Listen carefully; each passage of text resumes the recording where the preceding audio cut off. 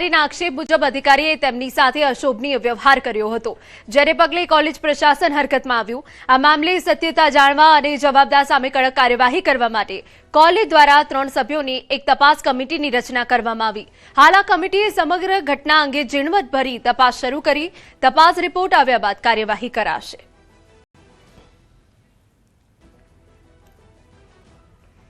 Sola medical કોલેજના કોઈ અધિકારી સામે અભદ્ર વર્તનની ફરિયાદ થયેલી છે। આ અંગે સીઈઓ કચેરી દ્વારા અમને જાણ કરવામાં આવેલી છે। તો આ અંગે હાલ તપાસ કમિટી 3 સભ્યોની નિમણૂક કરવામાં આવેલી છે અને આ તપાસ કમિટી હાલ વિવિધ કર્મચારીઓની પૂછપરછ કરી રહી છે। આ વિષય હાલ તપાસ હેઠળ છે અને તપાસ કમિટી દ્વારા જે પણ રિપોર્ટ તૈયાર થશે તે રિપોર્ટ તુરંત જ સીઈઓ કચેરીશ્રીમાં સબમિટ કરવામાં આવશે। સમાચાર આણંદમાંથી બેડમાં પડેલા મોબાઈલ ફોનમાં બ્લાસ્ટ થયો હોવાનો વિડીયો વાયરલ થયો। રૂમમાં બેડ પર મૂકેલા મોબાઈલ ફોનમાં બ્લાસ્ટ થયો। વહેલી સવારે મોબાઈલ ફોનમાં બ્લાસ્ટ થતા અફરાતફરી સર્જાઈ। સદભાગ્યે આ ઘટનામાં કોઈ જાનહાનિનો અહેવાલ નથી। મોબાઈલમાં બ્લાસ્ટ થતા પલંગની ચાદરમાં આગ લાગી। ન્યૂઝ 18 ગુજરાતી આ વિડીયોની પુષ્ટિ નથી કરતું।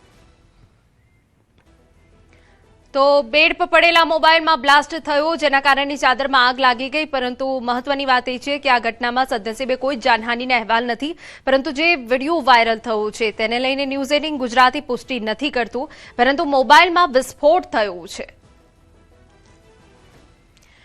તો ઉનાળામાં આ પ્રકારની ઘટનાઓ બનતી હોય છે કે જ્યાં મોબાઈલ ઓવરહીટ થવાના કારણે તેની બેટરી ફાટી જતી હોય છે અને મોબાઈલમાં બ્લાસ્ટ થતો હોય છે। ત્યારે આણંદથી આ અહેવાલ પ્રાપ્ત થયા છે કે જ્યાં બેડ પર પડેલા મોબાઈલમાં બ્લાસ્ટ થયો।